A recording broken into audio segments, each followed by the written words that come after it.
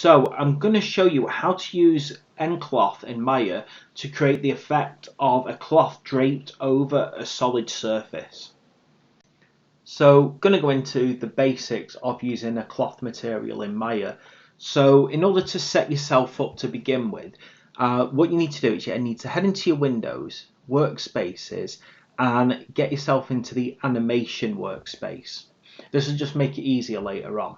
Okay, moving on from there, you want to then drop your animation down into FX. And now we've got the perfect work environment for creating cloths. Now, just to begin with, I'm going to just pick a cube and I'm going to select here. I'm going to give it a width of 4, a height of only about 0.25 to make it nice and thin. And then I'm going to give it a depth of about 6. And there we go. I've got something akin to a tabletop.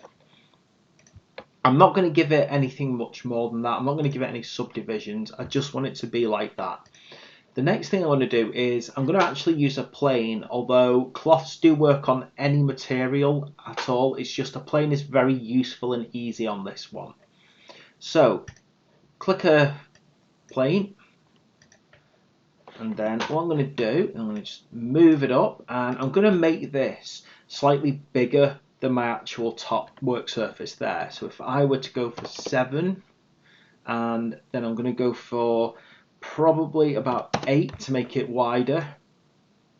And then what I'll do is I'll actually increase my number of subdivisions. So the reason behind this is when you're dealing with cloth, the more subdivisions you actually use, the more natural the curvature will be, because all of these edges are going to fold along basically. Now, when you're first doing this, don't go over the top, because you might find out your graphics card can't cope with too many faces all at once being animated.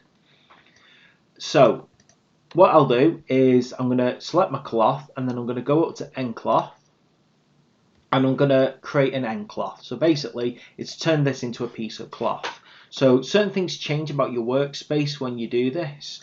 You'll see that this thing turns up here. This is your nucleus. This is just all your, for the most part, your gravity effects, your wind speed and everything like that. I'm not going to play around with these. It's quite a lot of fun to just play around with those later on and see what happens. So on top of that, I'll start running. So I've given myself quite a wide range of numbers to run through here, and I'll press play. Now you'll see that that cloth just simply dropped off into infinity, and that's because there's nothing for it to impact on to actually trap it into this area. Gonna undo it, and then I'm gonna click on what is, I'm calling my table, and I'm then going to actually go up to nCloth again, and I'm going to call this a passive collider. So this is basically something for it to hit. And then I'm going to run this again. Now, as you can see, this time what's happened is the cloth has actually fell onto it, creating a nice little tiny tablecloth effect. Not a problem. So going on from there, going to actually decide now, well, do I want this cloth to be that shape? So basically, am I creating an object that's always going to be there in that exact shape? And in this case, I've decided, you know what, I do actually want that. So what I'm going to do is I'm going to basically go up to edit, and then I'm going to go on to delete by type, and then I'm basically going to delete its history.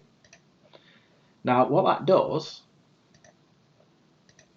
is, you've probably noticed that I've basically locked it into that shape. So even if I stop and return to the start of the animation, it now actually has no other history. It only actually knows that it was ever this shape, which is really what I want to do if I'm creating a static object for a game. Of course, that's not very good if you want something that can move around, but the reality is that when you move these things into the Unreal Engine, then you'll find that you'll have to recreate all these physics anyway. So in this case, I'm creating a static object just for this purpose. What I would advise as well is that if you're doing a UV mapping, then what you need to do is you actually have to create your UV map while this is still a flat plane. Now, if you need to do a UV mapping on both sides of this, the only thing you will need to do is you'll have to use a cube and make it thicker. Now, Okay, so far I've got my table collider and I've got my cloth, which is just dropped now. I will go into it now. I want to show you its attributes. So Control A pops up its attributes. You'll see that it no longer has a cloth attribute, and that's because I've took it away by deleting the history. I'm going to now head up and I'm going to give it its own passive collider. So now it's got one, it's got a passive collider, it can accept collisions. I'm then going to add a sphere. I'm going to move this sphere upwards and I'm going to actually turn this into a cloth now. So again, you'll see it's got no cloth at the moment. Go up into nCloth, create an nCloth, and now it's a piece of cloth. And it'll actually do anything. You can make it self-collide. You can also actually increase its collision strength, the layer of the collision, how thick the collision is. You'll see what these do is you actually increase and drop them.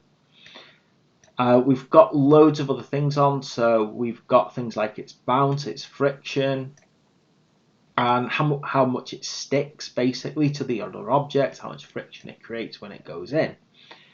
And there we go. I'm going to now run my little animation again. And this time you can see what's happened. We've actually got here, show you that, a weird effect where that ball is actually stopping. Can you see far away from the actual cloth here? And that's because I played around with all of these weird settings here and actually kind of messed it up almost, giving it a bounce, giving it an odd friction, giving it a stickiness. Obviously I've increased its thickness and everything like that, which doesn't help. You can see when I play around with these, they really do alter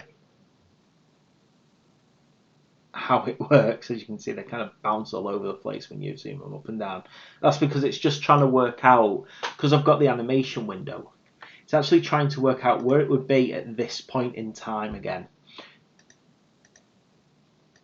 So as we reset the animations, there we go. We've got a big flat sphere really. It's just basically like a deflated ball hitting the ground, but obviously because it's got no thickness to its faces, they just all collapse in on each other again.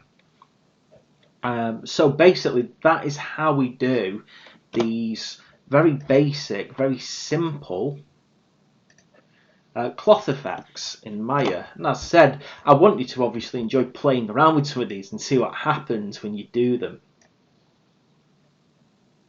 Load that again, run it one more time just to see what happens, and there we go. We have basically a very flat ball collided. You can see it's slightly above here because I've obviously been playing around with all of my attributes. I could freeze that again if I wanted it to retain that shape, or I could play around with it and make it thicker or anything else I wanted to do. And that's it. That's how you really basically do cloth effects in Maya.